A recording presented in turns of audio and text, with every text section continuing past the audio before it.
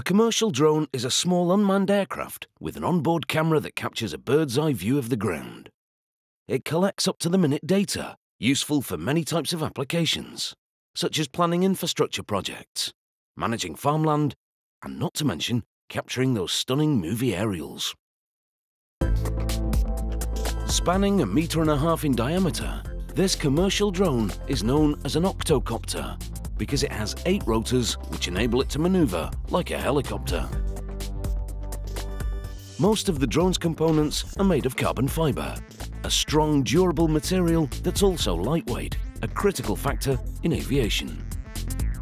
A computer-guided milling machine cuts the parts before their edges are sanded smooth. This component will form half of one of the drone's legs. The mill also cuts out the upper and lower frames for the drone's body. The 2 halves of each leg are then assembled. Some of the drone's components are produced by a 3D printer that builds the parts layer by layer out of a thin stream of plastic. This component is one of the drone's 8-arm receptacles. A hole is bored, into which the arm will be inserted when the drone is set up for flight. When not in use, the arm can be detached to make storage and transport easier. The hole must be precise to ensure a secure fit.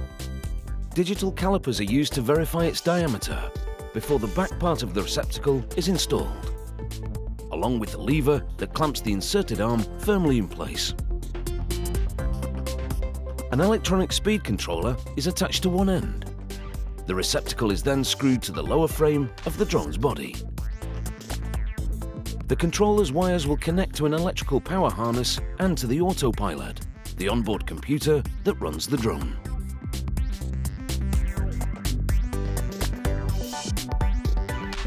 The 7 remaining receptacles are then installed, along with the power harness. The harness has 8 connectors, 1 for each electronic speed controller.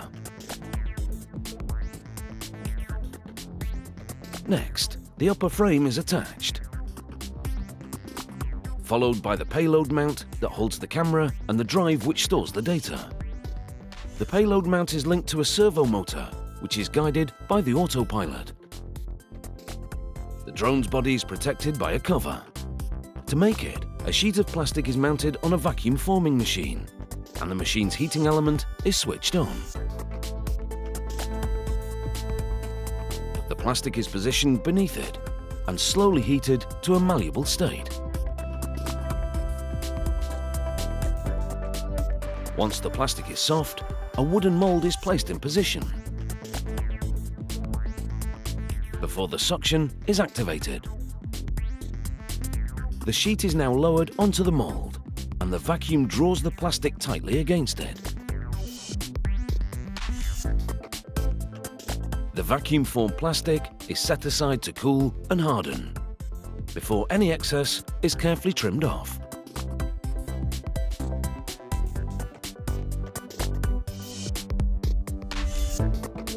A rough opening for the payload mount is then cut, through which the cover is secured to the computer-guided milling machine.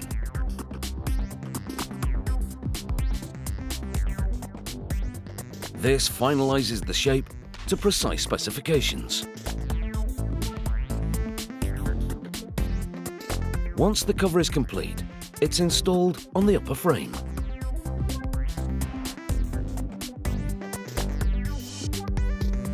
Four legs are now attached to the lower frame.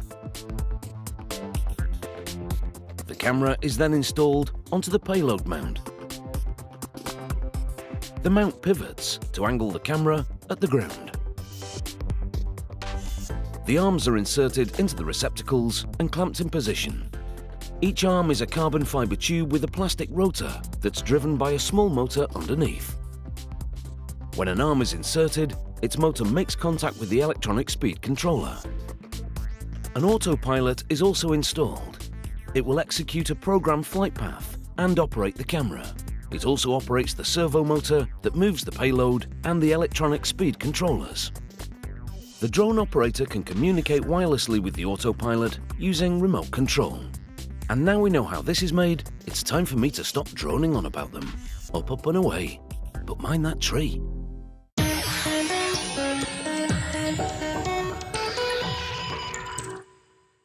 Aquariums have been around since the Roman era, proving mankind's timeless fascination with our finned friends.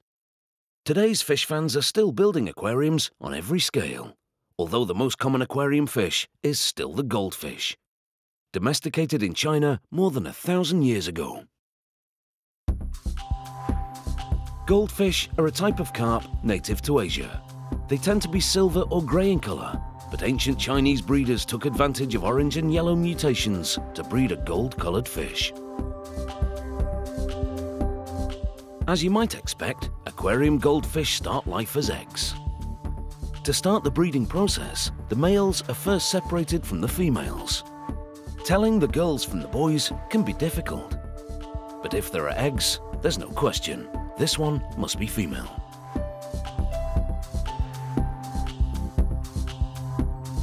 If you know what to look for, there are also some other telltale signs that reveal the differences between the genders. The eggs fall to the bottom of the tank. This facility harvests 1,000 eggs a day. Adding oxygen helps the eggs develop. A week later, the eggs hatch. The hatchlings are called fry. By the second week, they've already become fully formed miniature fish. Not all of them are the orange colour we associate with goldfish. Even after centuries of breeding, many are still silver and grey.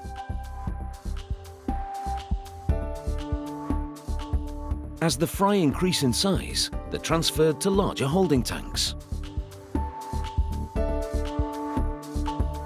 Fish are sold at different stages of growth, and some are selected at this early stage in life. The selected fish are transferred to a bag for transportation.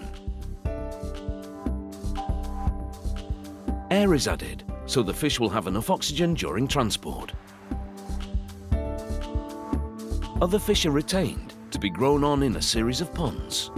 Each pond is 100 square meters and holds 500 fish. Their feed is designed to provide the nutrients necessary for growth. The fish are regularly checked for signs of illness, such as parasites or fungus. If necessary, a small quantity of antifungal treatment is added to the water.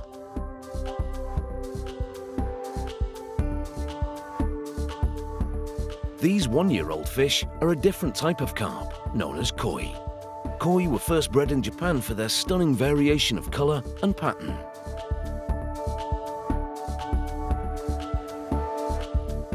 When required for sale, they're carefully collected with a shallow net. This allows only the correctly sized fish to be bagged for sale.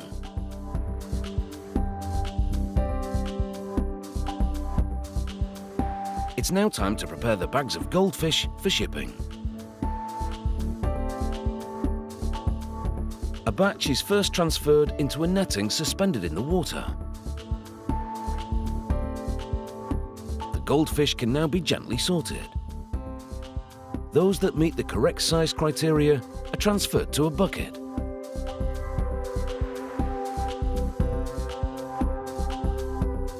To prepare the fish for shipment, they're dipped in a green solution before being rinsed in clear water and bagged. The green solution contains a medication that helps reduce fish stress during transportation. Again, air is added to the bag to provide oxygen en route. They're then double bagged for extra protection. Some of the oxygen is let out of the bag, so it won't take up too much room. Before the tops of both layers are sealed.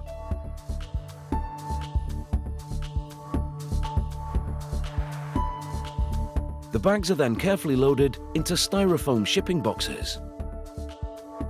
The box provides a rigid casing to protect the fish and also insulates them against temperature fluctuations during transport.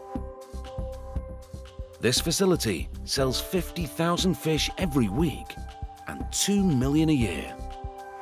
The fish's health and quality is carefully assessed to ensure that they're as healthy and as happy as possible. And as this lot look fairly content, I think it's time for me to stop carping on about them.